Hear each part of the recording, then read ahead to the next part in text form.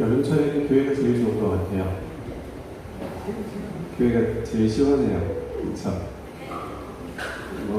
어제 하루 종일 비 올 때 얼마나 습도가 높고 힘든지 참 그랬는데, 어제 저녁에 예배드리기 위해서 이제 준비하고 에어컨을 틀어놓고 딱 앉으니까 여기가 천국이더라고요. 여러분, 천국이 멀리 있지 않습니다. 집에 에어컨 갖다 하루 종일 키지도 못하고 킬까 말까 고민하지 마시고 교회에 오는 것을 더 기뻐하시는 여러분이 되셨으면 좋겠습니다. 오늘은 하나님의 명백한 지시라는 그런 말씀의 제목을 가지고 함께 좀 우리에게 들려주시는 그 음성들을 들었으면 좋겠습니다. 오늘은 여호수아 2장을 보시겠습니다. 구약사 버전이고요. 여호수아 2장 1절입니다.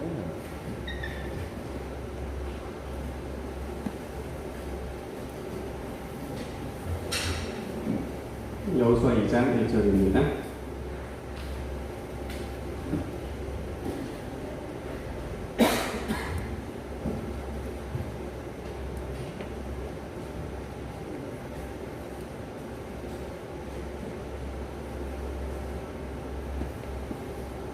찾으셔서 같이 읽겠습니다.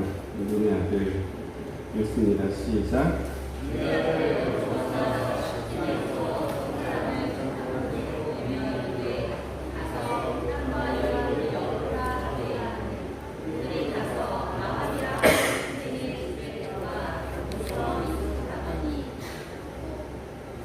눈의 아들 여호수아가 시팀에서 두 사람을 정탐꾼으로 보내며 이르되 가서 그 땅과 여리고를 역돌아가며 그들이 가서 라합이라는 기생의 집에 들어가 거기서 유숙했다라고 기록하고 있습니다. 아시는 것처럼 여호수아는 정탐꾼 출신입니다. 그렇죠? 40년 전, 여기서 40년은 지금 여호수아 2장을 기준으로 40년 전 모세가 가나안 땅으로 보냈던 12명의 정탐꾼 가운데 한 사람이 여호수아였습니다. 기억하시죠?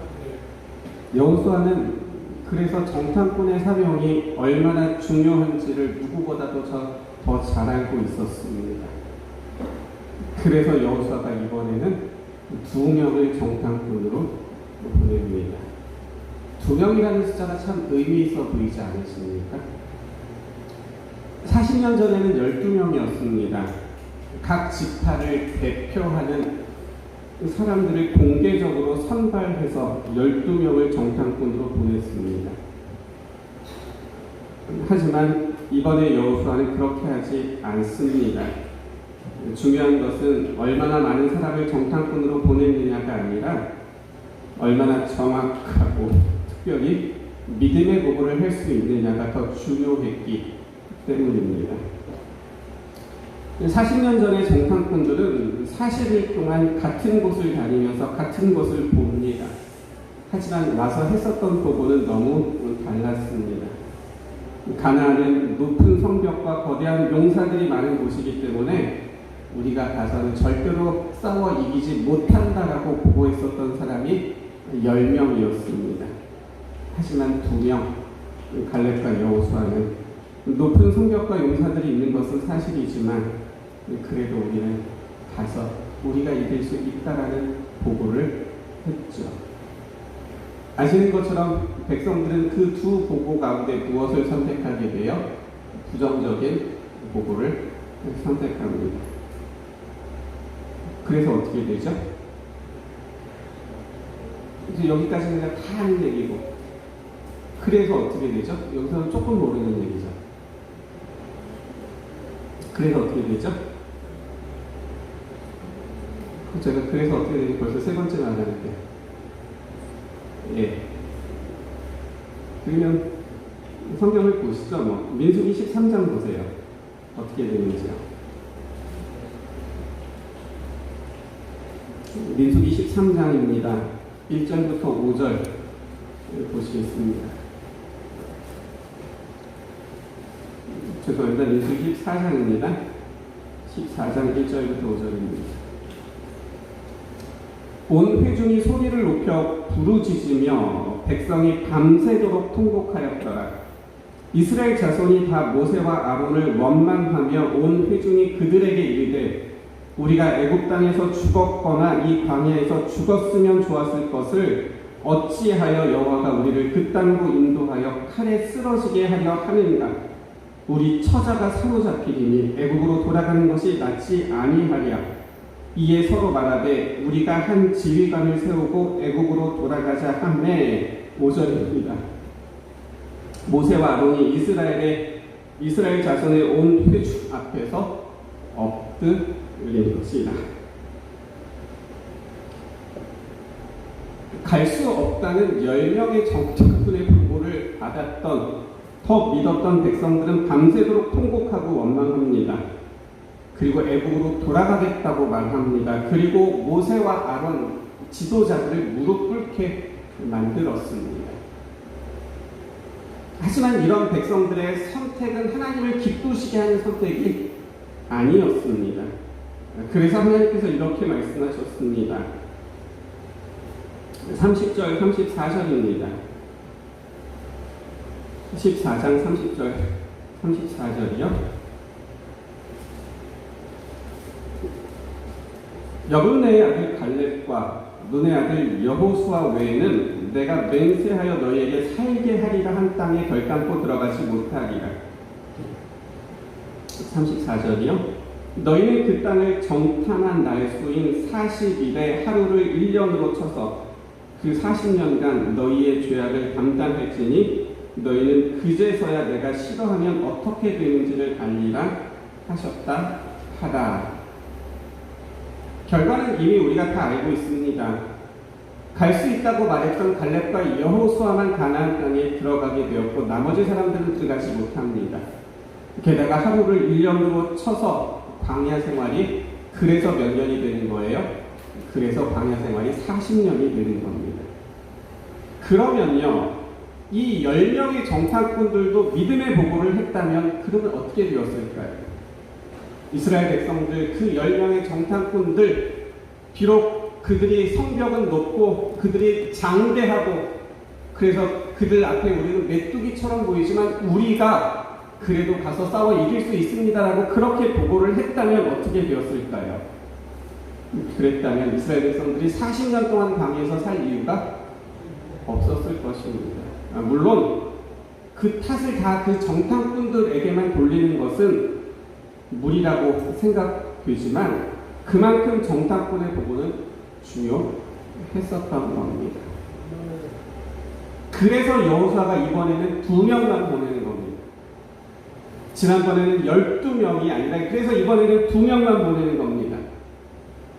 그런 경험을 했었던 여호수아가 이제 2명의 정탐꾼을 선발할 때 그 기준은 무엇일까요? 여러분 같으면 어떤 기준으로 정탐꾼을 선발하시겠습니까?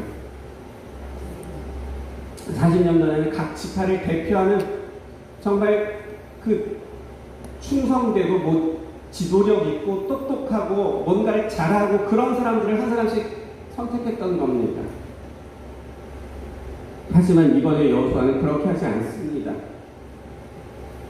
여호수아가 자신의 경험으로 봤을 때 정탐꾼에게 필요했었던 것은 그의 능력이 아니라 무엇이었어요? 믿음이었습니다.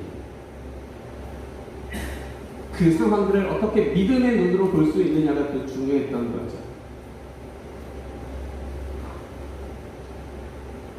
그래서 여호수아는 이번에 믿음을 기준으로 2사람을 선택하는 겁니다. 여호수아로부터 정탐의 사명을 받은 2명의 정탐꾼이 이제 여리고로 들어갑니다. 믿음을 가진 정말 믿음스러운 어떤 상황이라 할지라도 믿음의 눈으로 볼 수 있는 2사람을 선택해서 들여보냈던 거죠. 믿음의 정탐꾼들은 좀 달라야 하지 않을까요?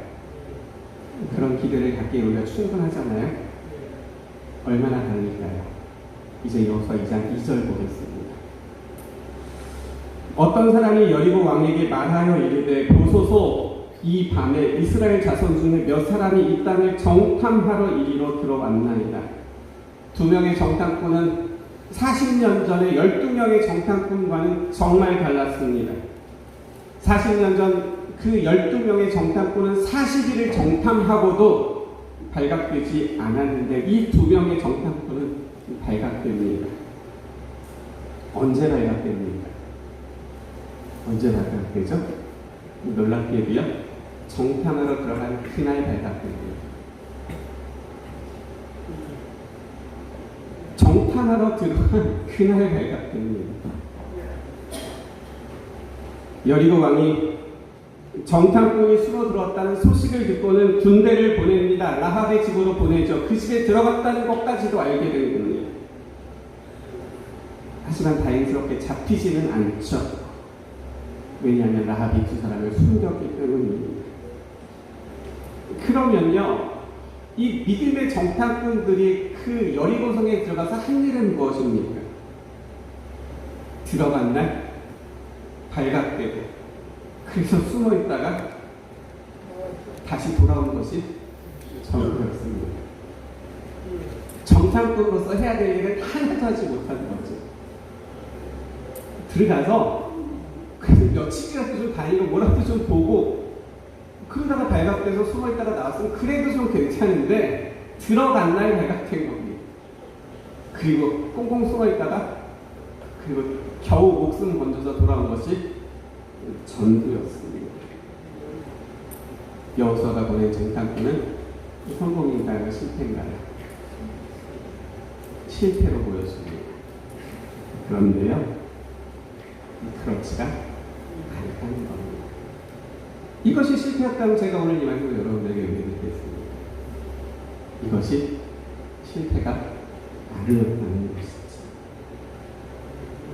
정탐꾼으로서 한 것이 아무것도 없는데 들어간 그날 발각돼서 숨어있다가 겨우 목숨 구자고 나온 것이 전부였는데 이것이 실패가 아니라니 이게 도대체 무슨 말일까요?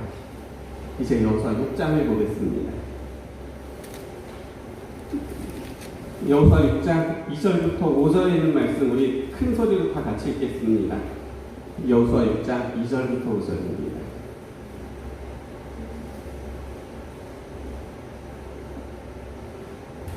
여호와께서 하시겠습니다. 시작. 여호와께서 여호수아에게 이르시되 보라 내가 여리고와 그 왕과 용사들을 내 손에 넘겨주었으니 너희 모든 군사는 그 성을 둘러 성 주위를 매일 한 번씩 돌되 엿새 동안을 그리하라. 제사장 일곱은 일곱 양강나팔을 잡고 언약궤 앞에서 나아갈 것이요 일곱째 날에는 그 성을 7번 돌며 그 제사장들은 나팔을 불 것이며 제사장들이 양강나팔을 길게 불어 그 나팔 소리가 너희에게 들릴 때에는 백성은 다 큰 소리로 외쳐 부를 것이라. 그리하면 그 성벽이 무너져 내리리니 백성은 각기 앞으로 올라갈지니라 하시니. 여리고성을 무너뜨리기 위한 하나님의 계획은 하나였습니다. 그것은 여리고성을 도는 것이었습니다. 그것이 전부였습니다. 일주일 동안 돌다가 마지막 바퀴를 돌고 외치라는 소리에 백성들이 함께 소리를 외치면 그때 여리고성을 무너뜨리는 것이 그것이 하나님께서 선택하신 방법이었습니다. 여호수아는 그런 하나님의 방법에 순종합니다. 그래서 이스라엘 백성들은 일주일 동안 아무 말 하지 않고 성을 돌기만 합니다. 그리고 성을 다 돈 다음에 백성들이 소리를 지르죠. 그랬더니 성이 무너져 내렸습니다. 그래서요, 사실 여리고성으로 정탐꾼을 보낼 이유가 없었습니다. 정탐꾼들이 무엇을 보고 와서 어떤 보고를 해도 성을 무너뜨리는 작전과는 아무 상관이 없었던 겁니다. 성벽이 우리가 생각했던 것보다 높습니다. 여리고에는 우리가 생각했던 것보다 훨씬 더 무장한 군인들이 많습니다. 어떤 보고를 해도 그 보고가 그 여리고성을 무너뜨리기 위한 작전과는 아무 상관이 없는 겁니다. 여러분 무슨 말씀인지 아시겠습니까? 하나님께서 여리고성을 무너뜨리기 위하여 선택하셨던 방법은 돌고 외치는 겁니다. 그것은 그 성 안에 무엇이 있고 얼마나 사람이 많고 얼마나 군인이 많고 무기가 최첨단이고 길이 어떻게 됐는지를 아는 것과는 아무 상관이 없다는 겁니다. 그렇기 때문에 그 성으로 무엇을 보낼 필요가 없었어요? 정탐꾼을 보낼 이유가 없었습니다. 정탐꾼의 보고를 받고 작전이 변경된 것이 아니었기 때문에 그렇습니다. 원래부터 하나의 계획이었기 때문에 원래부터 정탐꾼이 필요 없는 그런 전쟁의 계획이었던 거죠. 그런데도 여호수아는 정탐꾼을 보냈습니다. 왜 보냈죠? 다시 2장 1절 보겠습니다.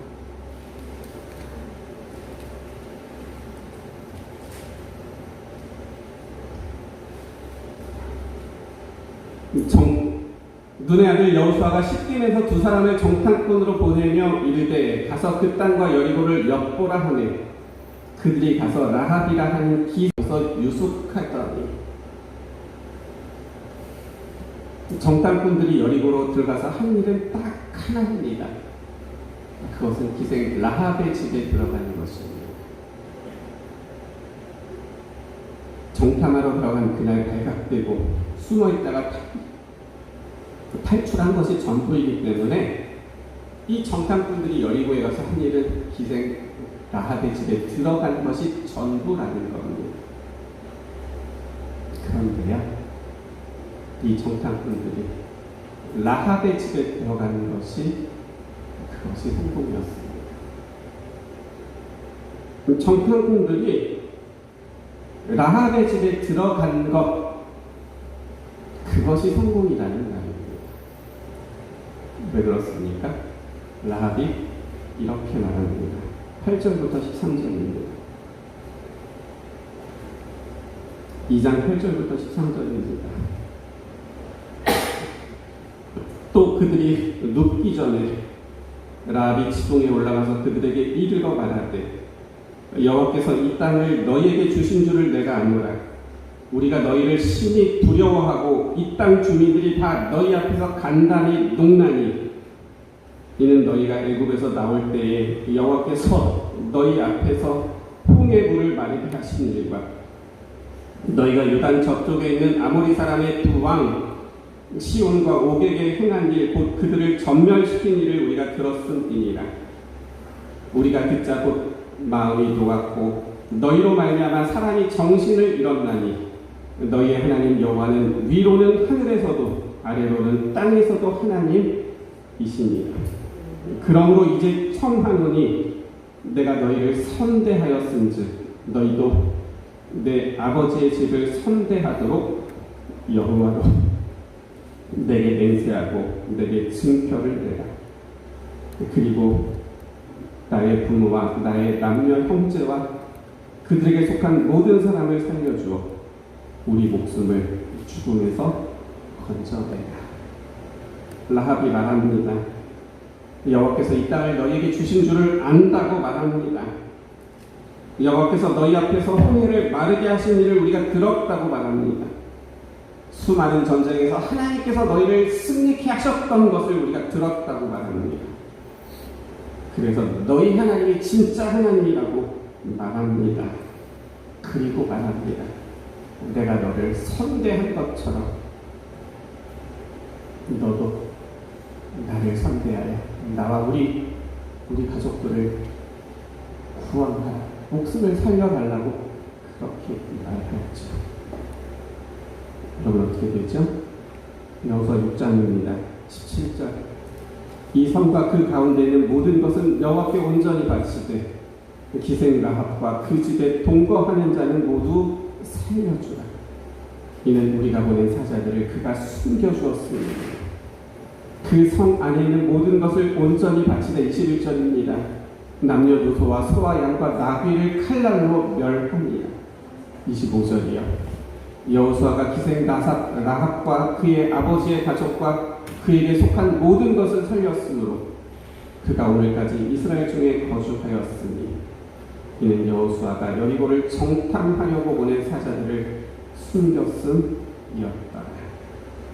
여리고성이 멸망할 때 무너져 내릴 때 여호수아가 명령합니다. 성 안에 모든 것을 바치되 남녀노소와 소와 양과 나귀를 칼날로 멸하라. 다시 말하면 다 죽이라고 명령합니다. 그러나 기생 라합과 그 집에 동거하는 자는 모두 살려주라고 말합니다. 그래서 여리고 성벽이 무너져 내릴 때 그리고 그 안에 있는 모든 사람들이 다 죽임을 당할 때 라합과 그 집 안에 거했었던 모든 사람들은 다 살게 됩니다. 궁금한 것이 있습니다. 두 명의 정탐꾼은 어떻게 해서 기생 라합의 집에 들어가게 되었을까요? 앞서 살펴본 것처럼 정탐꾼들은 믿음의 사람들이었습니다. 이번만큼은 믿음 있는 사람들을 선택해서 보낸 겁니다. 그런데 그들이 여리고성에 들어가서 제일 먼저 찾아간 것이 기생 라합의 집이었습니다. 여러분, 상식적인 일이 아니지 않습니까? 저희가 해마다 인도로 선교 봉사에 갔었습니다. 근데 봉사 가시는 분들이 도착하자마자 벨기에 도착하자마자 파리랑지 가가지고 제일 사람들이 많이 모이는 제일 유명하다는 그 술집에 가가지고 거기 앉아서 뭘 한다고 하면 그거 참 이상한 일이잖아요. 지금 그 얘기인 겁니다. 어떻게 두 명의 정탐꾼은 여리고에 들어가자마자 기생이 라합의 집으로 어떻게 그 두 사람이 거기를 갔냐는 겁니다. 또 하나요. 두 명의 정탐꾼이 여리고에 정탐하러 들어가서 이 기생 라합을 만나지 않았다면 그럼 이 라합은 어떻게 되었을까요? 이 정탐꾼들이 기생 라합을 그곳에서 만나지 않았다면 그럼 이 기생 라합과 그에게 속했었던 모든 사람들은 어떻게 되었을까요? 여리고가 무너지고 여호수아가 그 군대들과 함께 그 여리고에 살고 있는 모든 사람들을 칠 때에 라합도 그리고 그에게 속한 모든 사람들도 다 동일하게 멸망당하고 말았을 겁니다. 여러분 무슨 말씀인지 아시겠습니까? 여호수아가 왜 정탐꾼을 보내는지 아시겠습니까? 하나님께서 왜 여호수아에게 정탐꾼을 보내라고 말씀하셨는지를 아시겠습니까? 성경주석 3권 159쪽에 이렇게 기록하고 있습니다. 군대장관으로서 여호수아는 낯설고 적대적인 땅에 들어가기 전에 먼저 그곳을 탐지해야겠다. 이러한 경계는 여호수아를 격려하는 수단으로서 하나님의 명백한 지시에 의해 취해졌을 것이다 라고 기록하고 있습니다. 하나님의 명백한 지시에 의해서 그 일이 일어났다는 것이죠. 여리고를 무너뜨릴 하나님의 계획은 분명했습니다. 그것은 돌아서 무너뜨리는 것입니다. 그렇기 때문에 정탐꾼이 필요 없는 계획이었습니다. 그런데도 하나님은 여호수아에게 정탐꾼을 보내라고 명백하게 지시하셨습니다. 그리고 하나님은 그 두 명의 정탐꾼을 희생 라합의 집으로 가게 하셨던 겁니다. 왜 그렇게 하셨을까요? 그 선지자왕 369쪽입니다. 진군하던 이스라엘 대군은 히브리인의 하나님이 행하신 이적들에 대한 소문이 그들보다 앞서 간 것을 알았고 이방인 중 어떤 이들은 그분만이 참 하나님이심을 배우고 있었다. 사악한 여리고에서 한 이방 여인은 너희 하나님 여호와는 상천하지의 하나님이시니라고 증언하였다. 이처럼 그에게 이르러온 여호와에 대한 지식은 그에게 구원이 됨을 입증하였다라고 기록하고 있습니다. 이스라엘 백성들이 출애굽하여 가나안을 향하여 진군하여 가고 있었습니다. 그런데 그 이스라엘 군대보다 앞서간 것이 있었습니다. 그것이 무엇인지 아십니까? 이스라엘 백성들이 40년 동안 한 걸음 한 걸음 가나안을 향해서 갔어요. 그런데 그 이스라엘 백성들보다 앞서간 것이 있었습니다. 그럼 그것이 뭐죠? 소문이었습니다. 이스라엘 백성들보다 앞서갔던 것이 이스라엘 백성들이 무슨 일을 하면서 오고 있는지에 대한 소문이 먼저 갔던 겁니다. 그래서 여리고에 있는 사람들은 이스라엘 백성들을 먼저 본 것이 아니라 그들에 대한 소문을 먼저 들었습니다. 그리고 여리고 사람 중에는 그 소문을 통하여 이스라엘의 하나님에 대해서 알기 시작한 사람들이 있었던 겁니다. 그 사람이 바로 라합이었습니다. 비록 기생이라는 직업을 가지고 돈을 벌고 생활하는 여자였지만 소문을 통하여 하나님을 배우고 있었을 때 하나님은 그 소문을 통하여 그의 마음에 움직임이 있었던 그 여자 기생 라합을 여리고 성과 함께 멸망당하도록 두실 수 없으셨던 겁니다.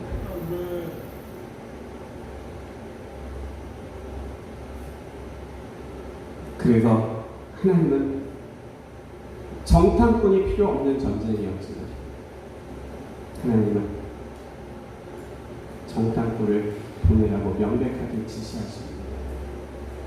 왜냐하면 들은 소문만으로 구원을 얻는 것은 아니기 때문에 그렇습니다.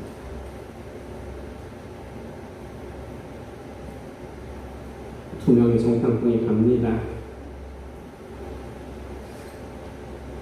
정탐을 잘할 수 있는 능력을 가진 사람이 아니라 믿음의 말을 할 수 있는 사람이 갑니다. 그리고 그 두 사람이 라합의 집으로 들어갑니다. 소문을 통하여 하나님을 알았습니다. 하지만 들은 소문이 그 사람을 구원하지는 않습니다. 예수님께서 이 땅에 계셨을 때 예수에 대한 소문을 많은 사람들이 듣습니다. 하지만 그들이 들었던 그 소문이 그들의 병을 고치지는 못했습니다. 들은 소문을 가지고 예수를 찾아가든지 하는 뭔가 선택의 일이 필요했었던 거죠. 그래서 하나님께서 먼저 들은 소문을 가지고 그 마음에 움직임이 있었던 라합을 향하여 하나님께서 명백한 지시를 내리셔서 믿음 있는 두 사람이 그 집으로 들어가게 된 겁니다. 그리고 두 명의 정탐꾼은 어떻게 구원받을 수 있는지를 라합에게 가르쳐 줍니다. 그것이 18절입니다. 우리가 이 땅에 들어올 때에 우리를 달아내린 창문에 이 붉은 줄을 메고 내 부모와 형제와 내 아버지의 가족을 다 내 집에 모으라. 정탐꾼들이 라합에게 말합니다. 우리가 이곳에 다시 올 때에 내 집 창문에 무엇을 매달라고요? 붉은 줄을 매달라고 그렇게 말합니다. 여러분, 라합이 어떻게 하죠? 21절 보세요. 라합이 이르되 너희의 말대로 할 것이라 하고 그들을 보내어 가게 하고 붉은 줄을 창문에 맵니다. 라합에게는 아주 좋은 장점이 하나 있었습니다. 그것이 무엇인지 아십니까? 라합에게는 아주 좋은 장점이 하나 있었는데 그것은 즉각적인 순종이었습니다. 정탐꾼이 붉은 줄을 매달라고 말하자 라합은 주저하지 않습니다. 바로 붉은 줄을 매답니다. 하나님께서 이런 라합을 못 보실 리 없으셨고, 이런 라합을 지나치실 수 없으셨고, 이런 라합을 구원하지 않으실 수 없으셨던 것이죠. 그래서 하나님은 명백하게 지시하셨습니다.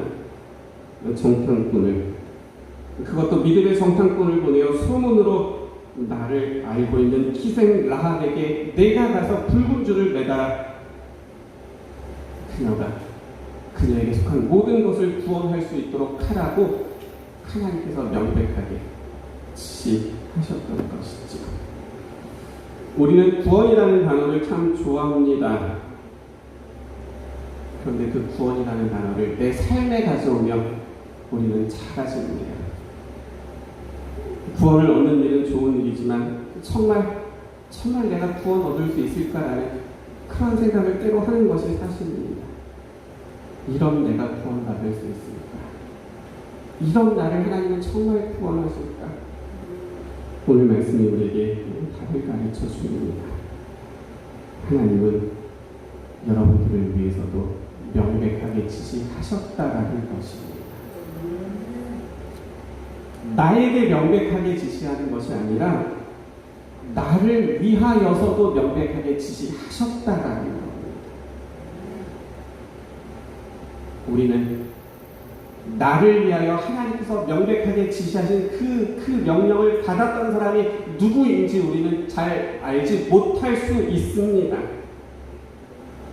하지만 오늘 우리가 이 시간 이곳에 앉아 있다는 것이 누군가 하나님의 그런 명백한 지시를 받았기 때문에 그로 인하여 내가 오늘 이 자리에 앉아 있을 수 있다는 사실만큼은 분명한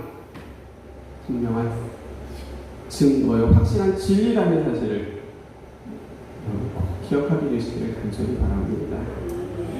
하나님께서 누군가에게 나를 위하여 명백하게 지시하셔서 내가 오늘 이곳에 앉아있게 되었다면 이유는, 그렇게 하신 이유는 딱 하나입니다. 라합에게 붉은 줄이 필요했던 것처럼 우리에게 붉은 줄이 있어야 될 것을 가르쳐 주시기 원합니다. 그래서 우리들도 붉은 줄을 달게 하시기 위함이라는 것이지요. 이스라엘 백성들이 출애굽을 준비하던 그날 주월절, 그리스도의 희생을 상징하는 붉은 피를 그 문설주에 바르게 하시고 그들을 구원하셨던 것처럼 하나님께서는 마지막 시대를 살아가는 우리들을 구원하시기 위하여, 건져내시기 위하여, 살게 하시기 위하여, 그래서 우리의 집에도, 특별히 우리의 삶에도 붉은 줄을 달게 하시기 위함이라는 사실입니다. 기생이었던 라합에게 장점이 하나 있었습니다. 그것은 즉각적인 순종이었습니다. 정탐꾼들의 이야기를 듣고 라합은 즉시로 붉은 줄을 그 창에 매달았습니다. 주저하지 않았습니다. 상황을 보고 나중에 하겠다면서 미루지 않았던 것이죠. 라합이 오늘 우리에게 가르쳐주는 아주 중요한 것입니다. 우리에게 필요한 것은 즉각적인 순종이라는 것이죠. 하나님께서 우리에게 우리의 삶의 붉은 줄이 필요하다고 말씀하시면 우리는 우리의 삶의 그 붉은 줄을 지금 즉시 달 수 있어야 한다는 것입니다. 붉은 줄은 우리를 위하여 희생되신 예수님을 가리킵니다. 그렇기 때문에 우리는 우리의 삶 속에서 예수님을 부를 수 있어야 합니다. 그분께서 나를 위하여 하셨던 그 희생을 기억하실 수 있어야 합니다. 그렇게 예수님께서 내 삶 가운데 함께 하시기를 원하는 그런 마음이 우리에게 있어야 할 것입니다. 그것이 우리의 삶에 매다는 붉은 줄인 겁니다.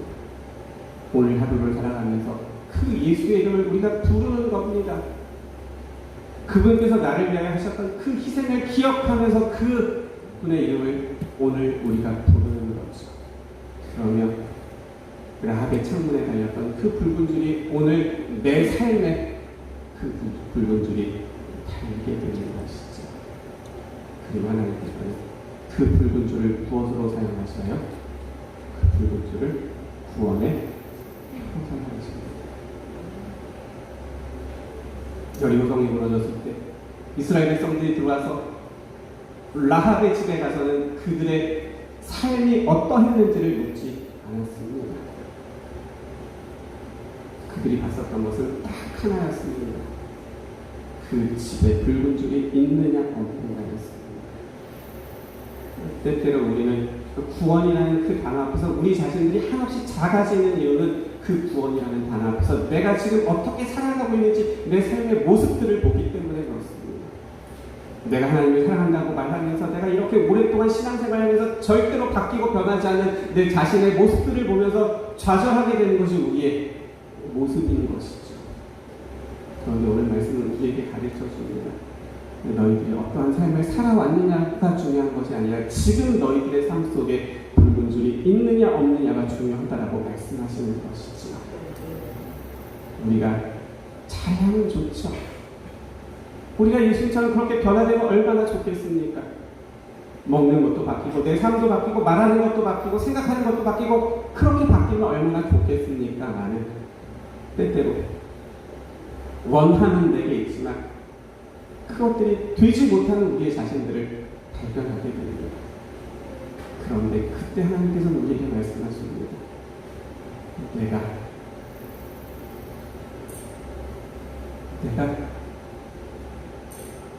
너에게 명백하게 가르쳐 준 것이 있지.